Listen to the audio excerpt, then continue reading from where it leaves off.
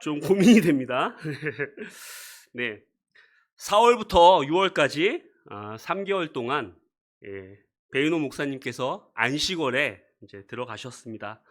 그런 관계로 잠실교회 설교팀 형제들이 번갈아 가면서 주중 예배를 진행할 예정입니다. 설교팀 형제들이 말씀을 잘 준비해서 여러분들에게 좋은 영적인 말씀을 공급할 수 있도록 최선을 다하겠습니다. 지금 아마 목사님께서도 좀 보고 있으실지 모르겠지만 잘 쉬시고 또 영적인 충전의 시간을 가지셨으면 좋겠습니다. 네. 우리 교회는 목사님 책상이 없다고 합니다.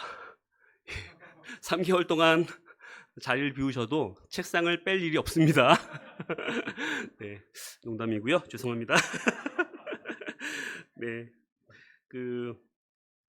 안식월 동안 주중예배 설교는 하나님을 선택한 구약의 사람들이라는 책을 가지고 형제들이 참고해서 주중예배를 준비할 예정이고요. 물론 사람마다 다르겠지만 이렇게 저 같은 경우는 책의 내용을 일부 참조만 했습니다. 오늘 설교 주제를 여러분과 나누고 싶습니다. 네, 하나님을 선택하라라는 주제로 설교를 여러분과 나누고 싶은데요. 여러분, 선택 2024 곧 있으면 또 선거도 다가오고, 그래서 오늘 설교가 아마 여러분들에게 여러분 삶에서 무엇인가를 선택할 때 도움이 되지 않을까라는 생각도 듭니다. 오늘 설교의 본문은 창세기입니다. 창세기의 아브라함을 우리 같이 살펴보면서 아브라함을 통해서 하나님께서 어떻게 역사하시고 그를 인도하셨는지, 또 그의 특별히 그 삶의 초창기 두 가지 선택을 같이 살펴보면서 참된 믿음의 삶이 무엇인지를 함께 배우는 그런 시간이 되기를 바랍니다. 창세기 12장 1절에서부터 5절인데요. 이게 안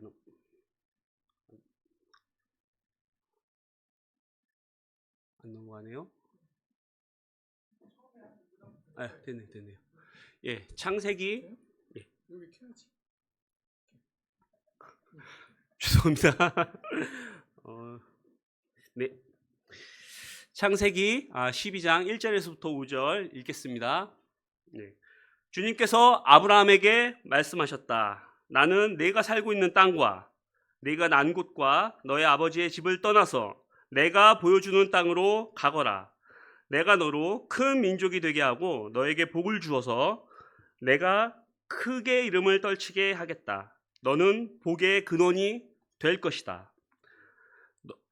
너를 축복하는 사람에게는 내가 복을 베풀고 너를 저주하는 사람에게는 내가 저주를 내릴 것이다. 땅에 사는 모든 민족이 너로 말미암아 복을 받을 것이다. 아브라함은 주님께서 말씀하신 대로 길을 떠났다. 롯도 그와 함께 길을 떠났다. 아브라함이 하란을 떠날 때의 나이는 75이었다.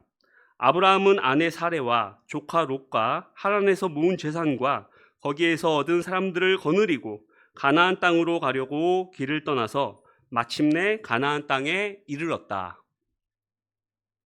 자, 17절에서부터 20절까지 이어서 9절에서부터 13절까지를 이어서 읽겠습니다. 본문이 너무 길어가지고요. 좀 중간중간 띄어서 읽도록 하겠습니다. 아브라함은 또 길을 떠나 줄곧 남쪽으로 가서 네겝에 이르렀다. 그 땅에 기근이 들었다. 그 기근이 너무 심해서 아브라함은 이집트에서 얼마 동안 몸을 붙여서 살려고 그리로 내려갔다. 이집트에 내려갔을 때에 그는 아내 사라에게 말하였다. 여보, 나는 당신이 얼마나 아리따운 여인인가 잘 알고 있소. 이집트 사람들이 당신을 보고서 당신이 나의 아내라는 것을 알면 나를 죽이고 당신은 살릴 것이오. 그러니까 당신은 나의 누이라고 하시오. 그렇게 하여야 내가 당신 덕분에 대접을 잘 받고 또 당신 덕분에 목숨도 부지할 수 있을 거요. 네, 여러분 아브라함 여기 그 요들도 있는데 그 아브라함에 대해서 많이 이렇게 보지 않았던 우리 이렇게 어린 청소년들 또 요들은 이런 아브라함의 모습 아마 처음 보는 사람들도 있을지도 모르겠습니다. 예. 아브라함은 하나님으로부터 살고 있는 곳과 네가 난 곳과 또 아버지의 집을 떠나서 내가 지시할 땅으로 가라고 합니다. 아브라함이 살았던 곳을 떠나는 것 자체가 아마 믿음의 시작일 것입니다. 당시에는 지금과 같은 치안 질서가 잘 잡혀져 있는 그런 사회가 아니었죠. 예. 족장 사회라고 합니다. 족장 사회. 그래서 가족 단위로 부족 단위로 이렇게 그 사회가 구성되어 있었어요. 그래서 내가 살고 있는 집과 친척들을 떠나는 것은 굉장히 위험한 일입니다. 그것은 자신이 믿고 의지하던 사람들, 또 익숙한 환경에서 떠나서 하나님을 의지하면서 사는 삶을 의미하는 것입니다. 우리가 읽은 본문에서 보듯이 내가 보여주는 땅으로 가라 라고 할 때 하나님은 아브라함이 가야 할 곳을 특정해 주질 않았어요. 예. 내가 보여주는 땅으로 가라고 했습니다. 이 말인즉슨 아브라함이 하나님을 졸졸 정말 따라다녀야지만 하나님이 어디로 인도하는지를 알 수 있다는 거죠. 하나님과 가까이 붙어서 동행해야 함을 의미했습니다. 히브리서에는 아브라함에 대해서 이렇게 기록합니다. 그는 가야 할 바를 알지 못하고 떠났다. 여러분이 어디로 가야 될지도 모르는 상태에서 하나님만 믿고 따라간다는 것, 그게 어디 쉬운 일이겠습니까? 그렇죠? 예. 이것은 나의 경험과 판단, 지혜를 의지하는 삶에서 하나님을 의지하는 삶으로 바뀌는 것을 의미합니다. 마치 이스라엘이 광야를 지날 때 하나님께서 밤에는 불기둥으로 낮에는 구름기둥으로 인도할 때 그것을 따라다녔듯이 아브라함도 하나님을 따라 나선 것이죠. 예. 그렇게 해서 아브라함은 가나안이라는 땅에 들어가게 됩니다. 그런데 가나안 땅에 기근이 들었다고 하고 있어요. 즉 먹을 것이 없어지는 상황이 된 겁니다. 예. 한마디로 요즘 말로 하면 먹고 살기 힘든 상황이 된 거죠. 예. 여러분 먹고 살기 힘들어 보신 적 있습니까? 예. 요즘 물가가 올라서 힘들다고 하는데 경제 문제, 이게 진짜 보통 일은 아닙니다. 그렇죠? 예. 매우 먹고 사는 문제가 이게 보통 일이 아니에요. 그렇죠? 사람이 산다라는 게 참 경제 문제가 참 힘든 건데요. 그 믿음이 어린 그리스도인들은 하나님에 대해서 또 믿음의 삶에 대해서 아마 이렇게 생각하기 쉬울 것 같습니다. 내가 하나님의 말씀을 잘 듣고 순종하면 하나님이 나에게 복 주시고 내가 가는 길을 정말 이렇게 탄탄대로로 인도해 주실 거다. 반대로 내가 하나님의 말씀을 잘 순종하지 않고 곁길로 빠지면 하나님이 나에게 벌 주시고 나에게 어려움을 주실 거다. 그렇게 생각하시는 분도 계시죠. 그렇죠? 예. 물론 이 말이 전혀 틀린 말은 아닙니다. 하지만 우리가 경험하는 제자 삶을 돌아보면 이 말이 반드시 맞는 말도 아닙니다. 우리는 좋은 의도로, 좋은 마음으로 하나님을 따라 나섰지만 우리 삶에 많은 어려움과 고난이 닥쳐오는 것을 경험하게 됩니다. 하나님을 따르는 삶에는 시험도 많고 축복도 많습니다. 그리고 하나님은 우리 죄에 대해서 즉각 벌하시진 않는 것 같아요. 예. 하나님은 우리 죄에 대해서 오래 참으시고 인내하시면서 우리가 회개하기를 바라신다는 것도 깨달아가게 됩니다. 우리 역시 제자 삶의 어느 순간에 아브라함과 같은 상황을 맞닥뜨리게 될 것입니다. 아니, 하나님을 믿고 따랐는데 내 삶에 왜 이렇게 어려움이 닥칠까? 하나님께서 내 삶을 지켜주시기보다는 나에게 어려움만 더하시는 것 같다. 능력의 하나님께서 어떻게 내 삶을 이렇게 돌보시지 않는 거지? 라는 생각이 들 때도 있는 것이죠. 예. 하나님께 실망하는 겁니다. 예. 하나님께 실망하면 참 그 마음에 상처가 큽니다. 오늘의 첫 번째 포인트는 하나님을 신뢰하라입니다. 하나님의 약속을 믿고 위대한 결단을 내리고 하나님의 말씀을 따라 나선 그 땅에 극심한 기근이 듭니다. 그러자 아브라함의 시야에서는 하나님이 사라져 버립니다. 우리가 읽은 본문을 보면 아브라함이 너무나 아무렇지도 않게 어떠한 갈등이나 고민도 없이 자연스럽게 하나님이 약속하신 땅 가나안을 넘어서 이집트로 내려가는 걸 볼 수 있어요. 애굽 땅이라고 하죠. 우리는 창세기 전체를 보고 있기 때문에 이것이 하나님이 아브라함을 시험하고 있다는 것을 우리는 알고 있습니다.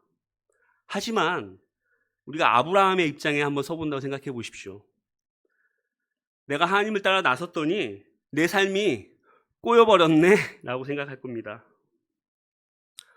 더군다나 나 하나 잘 먹고 잘 살겠다고 나선 삶도 아니지 않습니까?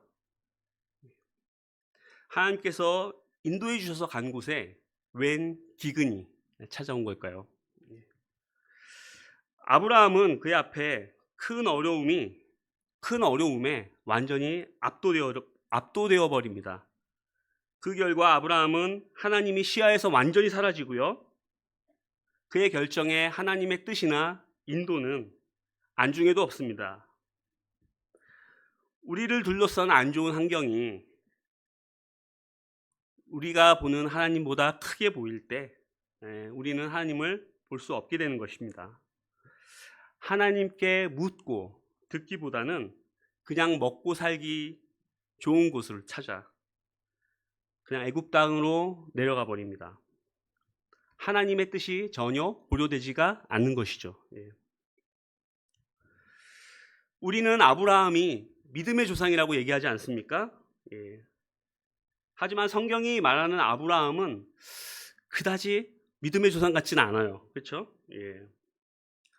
아까 우리가 사례를 자기 동생이라고 여동생이라고 거짓말 시키는 걸 봤잖아요. 그렇죠? 그렇다고 아브라함을 너무 비난하지는 마십시오.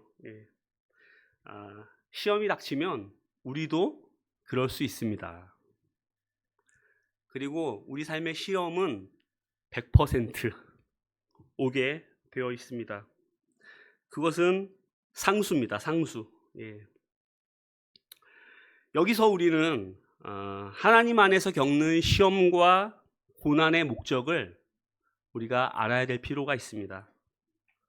또한 우리가 저지르는 죄와 실수의 뿌리가 무엇인지도 알아야 합니다. 여러분은 우리가 죄를 짓고 쉽게 믿음에서 타협하는 삶을 살 때 그 원인이 무엇일까라고 생각해 보신 적 있으십니까? 여러분은 어떨 때 죄를 짓고 어떨 때 타협하십니까? 그 이유가 무엇인지 한번 고민해 보셨을 것 같은데요. 저는 이렇게 생각합니다. 그 원인은 바로 하나님을 믿지 못하는 것이라고. 다양한 많은 이유들이 있겠지만 본질적으로 하나님을 믿지 못하기 때문에 내가 내 삶의 해결책을 찾아서 나서는 것입니다.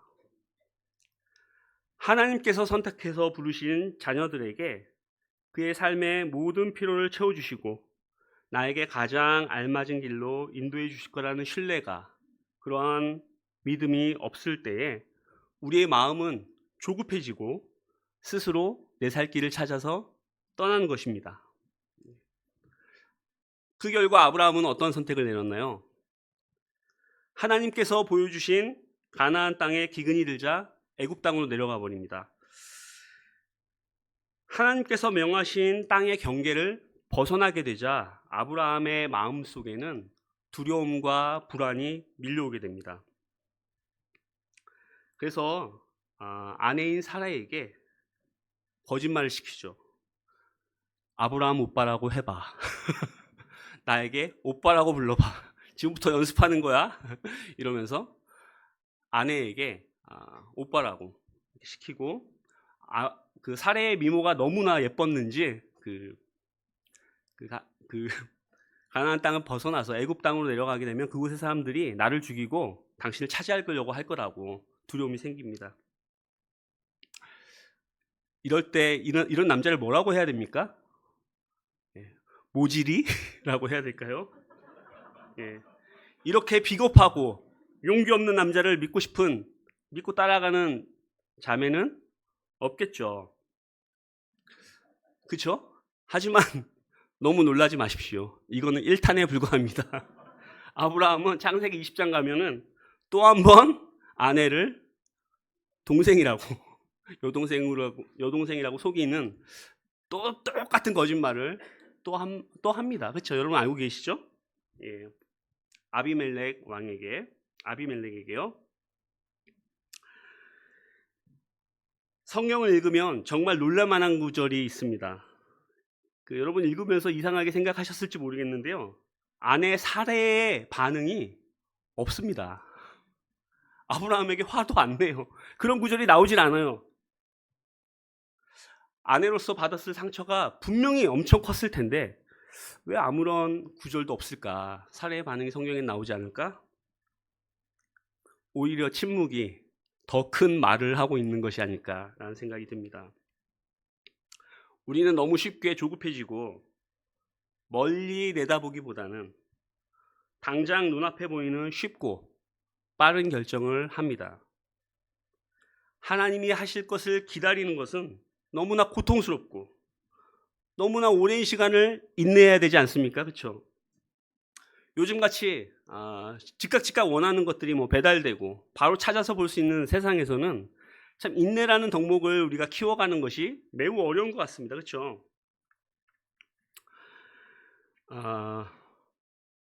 우리는 갈팡질팡하는 마음을 하나님께 고정시켜야 됩니다. 우리의 마음 안에 갈등과 망설임이 있다면 우리 마음의 전쟁은 그칠 날이 없습니다. 당연히 마음에 평안도 없을 것입니다. 우리는 시험과 환난 앞에서 하나님이 선하시고 또 능력 있는 분이시라는 것을 반드시 신뢰해야 합니다. 이거 너무나 당연한 거 아니겠습니까? 하지만 너무나 당연한 것도 어려움 앞에 처할 때는 당연한 것이 아니게 될 수 있습니다. 아브라함이 애굽에 내려가 있는 동안 바로 왕으로부터 극진한 대접을 받아요. 갑자기 바로는 이집트 황제의 어떤 칭호거든요. 이집트 왕의 칭호입니다. 사람 이름이 아니라. 갑자기 이집트 넘버 원으로부터 손이 처남이 된 겁니다. 예. 그래서 패백도 받고 얼마나 극진한 대접을 받았겠습니까? 그렇죠? 그렇게 안락하고 또 부유해졌겠지만 아브라함의 마음속에 평화가 있을 리는 없겠죠. 아이러니하게도 인간은 죄와 또 그 죄로 인해서 고난이 생길 때 나 자신의 뿌리 깊은 죄성을 깨닫게 됩니다. 그리고 동시에 그 안에 임하는 하나님의 은혜가 얼마나 큰지도 함께 깨닫게 됩니다. 고난은 우리에게 참 특별한 일을 합니다. 실제 우리의 생각과 행동은 잘 안 바뀌죠. 그래서 심지어 사람은 고쳐 쓰는 게 아니다라는 말까지 있지 않습니까? 우리가 설교를 들어도 잘 안 바뀌어요, 사실은. 그렇죠? 제가 어떤 형제자매들과 대화를 나눠보면 10년 동안 설교를 들었는데도 내가 뭘 들었는지 모르겠다라고 하는 형제나 자매도 본 적이 있습니다. 우리가 하나님의 말씀조차도 우리의 사고의 틀로 재해석해버립니다. 내 기준으로 바꿔버립니다. 그렇죠? 하지만 성령님께서는 우리의 지적인 교만과 완고한 틀을 서서히 무너뜨려 가십니다. 이것은 단숨에 일어나는 일은 아니지만 아주 오랜 시간 우리가 처한 환경 속에서 특별히 시험을 통해 겪는 고난을 통해서 우리의 완고한 자아는 서서히 허물어집니다. 하나님께서 우리의 불순물을 제거하고 계시다고 보면 되겠습니다. 여러분이 만약에 깊은 고난 속에 있으시다면, 그 터널을 통과하고 계시다면 하나님께서 우리의 믿음을 아주 정금같이 단련하고 계시다, 연단하고 계신다라고 생각해도 틀림이 없습니다. 불순물 제거 작전을 하고 계신 거죠. 창세기 12장 7절에서부터 12절 읽어보겠습니다. 그러나 주님께서 아브라함의 아내 사레의 일로, 자, 여기 보면 아브라함의 아내 사레라는 말을 잘 기억해 주셔야 됩니다. 그냥 사레의 일로가 아니고요, 아브라함의 아내 사레의 일로라고 되어 있어요. 자, 아브라함의 아내 사레의 일로 바로와 그 집안에 무서운 재앙을 내리셨으므로 바로가 아브라함을 불러서 꾸짖었다. 어찌하여 너는 나를 이렇게 대하느냐? 저 여인이 너의 아내라고 왜 일찍 말하지 않았느냐? 어찌하여 너는 저 여인이 내 누이라고 해서 나를 속이고 내가 저 여인을 아내로 데려오게 하였느냐? 자, 내 아내가 여기 있다. 데리고 나가거라. 그런 다음에 바로는 그의 신하들에게 명하여 아브라함이 모든 재산을 거두어서 그 아내와 함께 나라 밖으로 나가게 하였다. 아멘. 참 운이 좋게도 하나님께서 사례를 아브라함에게 돌려주십니다. 바로에게 큰 재앙을 내리셨다고 하고 있어요. 근데 지금 읽어보면 좀 이상하지 않습니까? 잘못은 아브라함이 했는데 재앙은 바로에게 내렸습니다. 그렇죠? 게다가 아브라함은 위자료 명목으로 한몫 챙겨서 나왔습니다. 이거 수지 맞은 장사 아닐까 싶기도 합니다. 언뜻 보기에 하나님의 행동을 우리는 이해할 수가 없습니다. 하나님 참 재밌는 분이네. 아까 그 영종이가 그 환영 때 그런 얘기를 했던 것 같아요. 하나님이 참 재밌으신 분이라고. 공감이 많이 됩니다. 어쩌면 바로보다 아브라함이 더 놀라지 않았을까 싶습니다.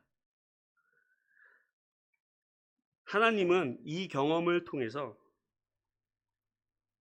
아브라함에게 나 하나님이 어떠한 분인지 깊게 각인시켰을 거라고 생각합니다.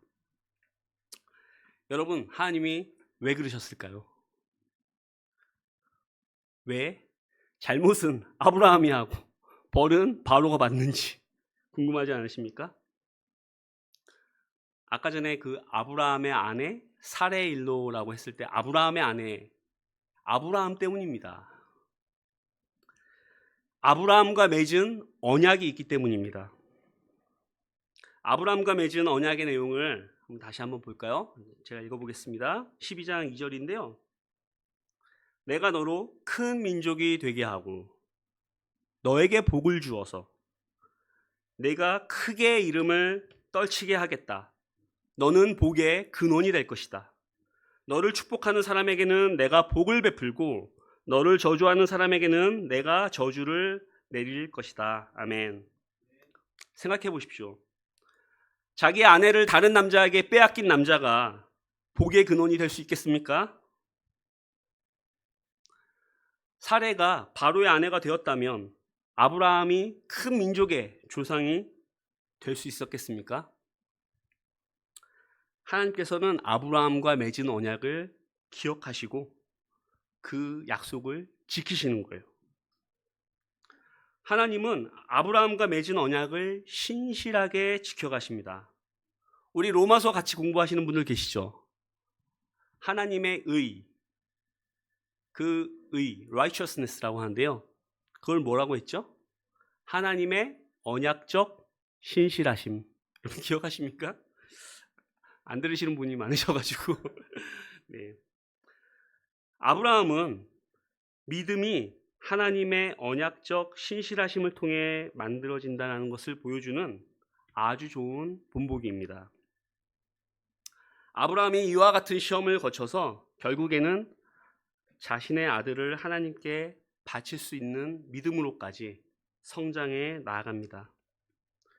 하나님께서는 지금도 그와 같은 믿음의 사람으로 우리를 빚어가고 계신 것입니다. 하나님께서 왜 나를 어려움에 처하게 하나? 왜 나를 시험에 들게 하실까?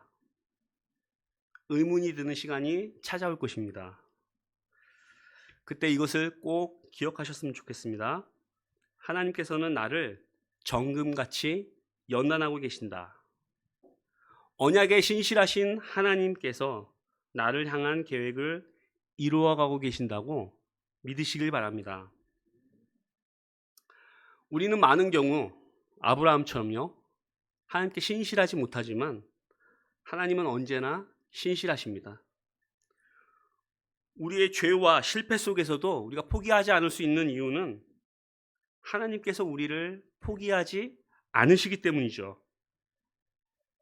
우리는 모두 신실하신 하나님의 손 아래에 있는 하나님의 자녀들이라는 것을 여러분 잊지 말기 바랍니다.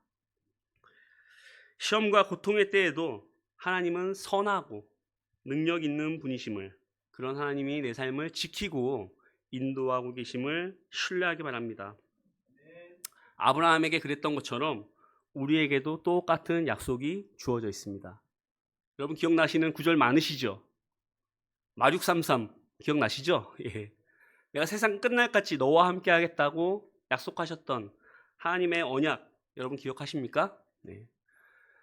그런 하나님께서 그 언약을 잊지 않고 우리 삶에서도 지켜가실 것입니다. 두 번째 포인트입니다. 하나님을 선택하라. 창세기 13장 5절에서부터 11절입니다. 아브라함과 함께 다니는 롯에게도 아브라함과 함께 다니는 롯에게도 양떼와 소떼와 장막이 따로 있었다. 그러나 그 땅은 그들이 함께 머물기에는 좁았다. 그들은 재산이 너무 많아서 그 땅에서 함께 머물 수가 없었다. 아브라함의 집짐승을 치는 목자들과 롯의 집짐승을 치는 목자들 사이에 다툼이 일어나곤 하였다. 그때의 가나안 땅에는 가나안 사람들과 브리스 사람들도 살고 있었다. 아브라함이 롯에게 말하였다. 너와 나 사이에, 그리고 너의 목자들과 나의 목자들 사이에 어떠한 다툼도 있어서는 안 된다. 우리는 한 핏줄이 아니냐. 내가 보는 앞에 땅이 얼마든지 있으니 따로 떨어져 살자. 내가 왼쪽으로 가면 나는 오른쪽으로 가고, 내가 오른쪽으로 가면 나는 왼쪽으로 가겠다. 롯이 멀리 바라보니 요단 온 들판이 소알에 이르기까지 물이 넉넉한 것이 마치 주님의 동산과도 같고 이집트 땅과도 같았다. 아직 주님께서 소돔과 고모라를 멸망시키기 전이었다. 롯은 요단의 온 들판을 가지기로 하고 동쪽으로 떠났다. 이렇게 해서 두 사람은 따로 떨어져 살게 되었다. 아브라함과 롯은 애굽에서 나오면서 많은 재산을 위자료 명목으로 챙겨옵니다. 그것이 오히려 근데 화근이 되었던 거죠. 예. 그들은 부유해졌습니다. 그래서 아브라함의 종과 롯의 종 사이에 다툼이 발생하는 것을 볼 수 있어요. 가축은 많아진 반면에 목초지는 한정되어 있으니까 그 종들 사이에서 자기의 가축들에게 더 좋은 꼴을 먹이기 위해서 다툼이 벌어졌다고 합니다. 아브라함은 이런 일로 싸우는 것을 절대로 피하고 싶었던 것 같습니다. 그래서 조카 롯에게 좋은 목초지를 선택할 수 있는 선택권을 먼저 줍니다. 우리 같은 평범한 사람들은 TV에서 가끔 이런 걸 볼 때 의아하죠. 재벌들이 재산권을 가지고 싸운다, 상속권, 경영권을 가지고 싸운다, 이런 거 많이 보지 않습니까? 그때마다 저 사람들 왜 싸우지? 저 정도 돈만 있으면은 평생 먹고 살 수 있을 텐데 왜 싸울까? 우리가 소시민이기 때문에 아마 그런 생각을 하는 것 같은데요. 원래 돈이 많은 사람들은 돈에 더 집착을 많이 한다고 합니다. 아마도 자녀가 없었던 아브라함에게 조카 롯은 친자식 같지 않았겠습니까? 그렇죠? 예. 그리고 롯 역시도 삼촌인 아브라함을 아버지처럼 모시면서 따르지 않았겠습니까? 예. 그런데 이제 롯은 아브라함의 제안에 한 번의 사용도 안 해요. 그냥 곧장 그 제안을 받아들이고 먼저 선택을 합니다. 강이 가까운 요단강이 가까이 있어서 초원이 이렇게 예쁘고 가축에게 먹을 풀이 많이 자라는 그런 곳이 눈에 들어옵니다. 아마도 롯은 아브라함과 함께 이집트로 내려갔을 때 그 경험이 생각났을지도 모르겠어요. 이집트는 나일강이 있잖아요. 예, 굉장히 풍요로운 곳이었습니다. 문명의 발상지이기도 하고요. 그곳에서 가축을 기르는 사람들의 풍요로운 삶을 봤을 것입니다. 롯은 참 재밌는 표현이 있는데요. 예. 주님의 동산, 에덴 동산이죠. 에덴 동산 같기도 하고 이집트 땅 같기도 하다라는 재밌는 표현이 있어요. 여러분, 그 에덴 동산과 이집트 땅은 양립할 수 있는 개념이 아닙니다. 예. 이집트 땅은 성경에서 이 세상을 묘사할 때 쓰여요. 예. 롯의 눈이 어떻게 된 거죠? 여러분, 시쳇말로 이런 말 있죠. 눈가리가 삐었다. 죄송합니다. 눈이 삔 거죠.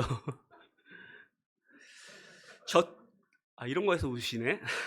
절대 같을 수 없는 두 땅이 똑같아 보이는 겁니다.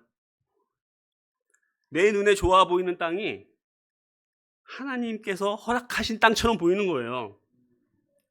롯은 마음속으로 하나님이 나를 축복하시는구나 속으로 그렇게 생각했을지도 모릅니다. 우리 창세기 3장에 보면 하와가 선악과를 따먹을 때 그 선악과를 보면서 어떤 생각이 들었냐면 보암직도 하고 먹음직도 하고 지혜롭게 할 만큼 탐스러워 보이기도 했다 라고 나옵니다. 아마 롯도 그 땅을 보면서 그런 생각이 들지 않았을까 싶습니다. 롯은 처음에는 소돔 근처, 여기 소알 지역이라고 되어 있습니다. 소돔 근처로 자리를 옮깁니다. 그리고 창세기 더 뒤쪽에 가면은 그 도시 더 깊숙이 들어가서 소돔 도시 깊숙한 곳에 자리를 잡게 됩니다. 점점 더 세상으로 나아가는 것이죠. 하지만 롯의 선택에 어떤 결과가 따르는지는 너무나 잘 알고 있습니다. 소돔성은 하나님의 심판을 받게 되죠. 소돔성은 의로운 사람이 없었고요, 그렇죠? 예. 또 되게 뭐라 그럴까요? 동성애가 만연했던 그런 도시로 또 알려져 있죠. 그래서 하나님이 그 도시를 심판하십니다. 그때 소돔성을 빠져나오다가 뒤를 돌아본 롯의 아내는 소금 기둥이 되지 않습니까? 예. 우리의 선택에 따라서 우리의 인생이 얼마나 달라질 수 있는지를 우리는 볼 수 있습니다. 하지만 오늘 설교에서는 롯의 선택보다는 아브라함의 선택에 좀 더 초점을 맞추고 싶습니다. 아브라함이 갑자기 바뀐 것일까요? 자기 생명 하나 부지하자고 아내에게 동생이라고 거짓말 시켰던 그 비겁하고 또 속 좁은 그 아브라함이 갑자기 너그러운 사람이 되어버렸습니다. 도대체 무슨 일이 있었던 것일까요? 우리가 읽지는 않았지만 13장 4절에 보면 이런 구절이 있습니다. 이집트에서 다시 가나안 땅으로 돌아온 아브라함은 제단을 쌓고 여호와의 이름을 불렀다라고 되어 있어요. 이집트에서 다시 나오면서 그는 하나님을 예배합니다. 그리고 그는 그의 삶을 돌아봤겠죠. 아마 그는 회개했을 것입니다. 창세기 13장 14절에서부터 18절 읽겠습니다. 롯이 아브라함을 떠난 뒤에 주님께서 아브라함에게 말씀하셨다. 너 있는 곳에서 눈을 크게 뜨고 북쪽과 남쪽, 동쪽과 서쪽을 보아라. 내 눈에 보이는 이 모든 땅을 너와 내 자손에게 아주 주겠다. 여기 아주 주겠다라는 말은 영원히 주겠다라는 뜻입니다. 내가 너의 자손을 땅의 먼지처럼 셀 수 없이 많아지게 하겠다. 누구든지 땅의 먼지를 셀 수 있는 사람이 있다면 너의 자손을 셀 수 있을 것이다. 내가 이 땅을 너에게 주니 너는 가서 길이로도 걸어보고 너비로도 걸어보아라. 이 표현이 좀 재밌죠? 예. 그 개역 개정이 이제 두루 땅을 둘러보라고 돼 있어요. 두루 다니는 땅을 너에게 주겠다라고 개역 개정 그렇게 돼 있습니다. 좀 더 이해하기 쉬울 것 같아서 말씀드린 겁니다. 예. 아브라함은 장막을 거두어서 헤브론의 마므레 곧 상수리 나무들이 있는 곳으로 가서 거기에서 살았다. 거기에서도 그는 주님께 제단을 쌓아서 바쳤다. 예. 하나님께서 갑자기 아브라함에게 이상한 제안을 합니다. 이제 롯과 헤어진 다음에 아브라함에게 너가 있는 곳에 땅을 바라고 또 그 땅 다 주겠다고, 그리고 돌아다녀 보라고, 네 발이 닿는 곳을 다 땅으로 주겠다고. 만약에 하나님께서 여러분에게 그런 제안을 했다면 여러분 어떻게 하시겠어요?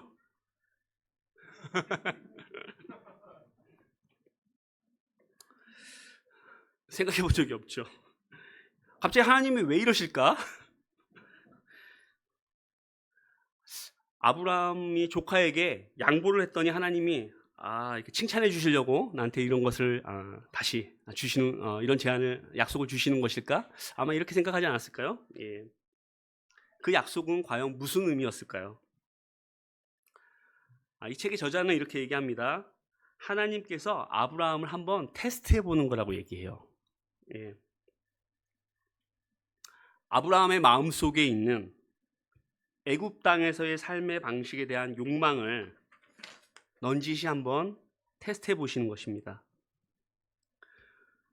우리 역시 아브라함이 받은 그런 약속이 우리에게 주어진다면 망원경 하나 사고 오토바이 한 대 사서 높은 곳에서 저 멀리 땅을 바라보고 또 오토바이를 타고 동서남북 다니면서 이 땅도 내 땅, 저 땅도 내 땅, 이렇게 깃발 꽂고 다니지 않을까 싶은데요.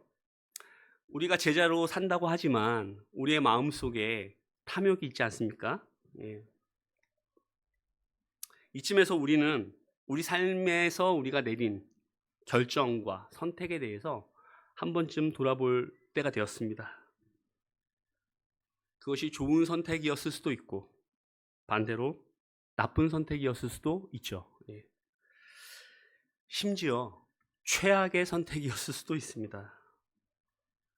자본주의를 살아가는 우리는 특히 욕망에 휩싸이기가 쉽습니다. 더 많은 부와 안정된 삶을 찾아 선택한 것이 우리에게 무엇을 가져다 주었는지도 한번 돌아볼 필요가 있습니다. 과도한 탐욕을 부리지는 않았는지 정직하게 한번 살펴봐야 될 필요가 있는 것이죠. 아브라함과 조카 롯은 둘 다 비슷한 경험을 했습니다. 롯은 삼촌인 아브라함을 따라서 믿음의 길을 따라 나섰죠. 또 아브라함이 어리석은 선택을 해서 애굽 땅에서 어떤 고생을 했는지도 보았습니다. 그런 아브라함을 하나님께서 어떻게 인도하시고 축복하시고 회복하셨는지도 같이 옆에서 지켜보면서 경험했습니다.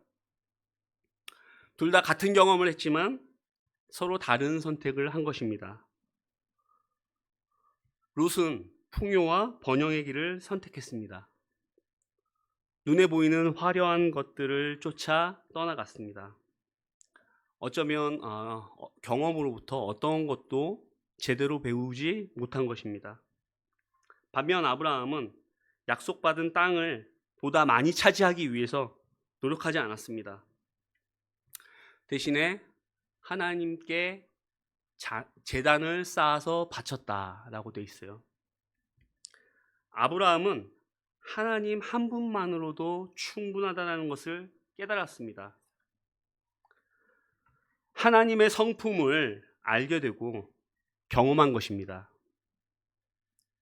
같은 경험을 한 롯은 그것을 배우지 못했지만 아브라함은 하나님이 어떤 분이신지를 제대로 배웠습니다.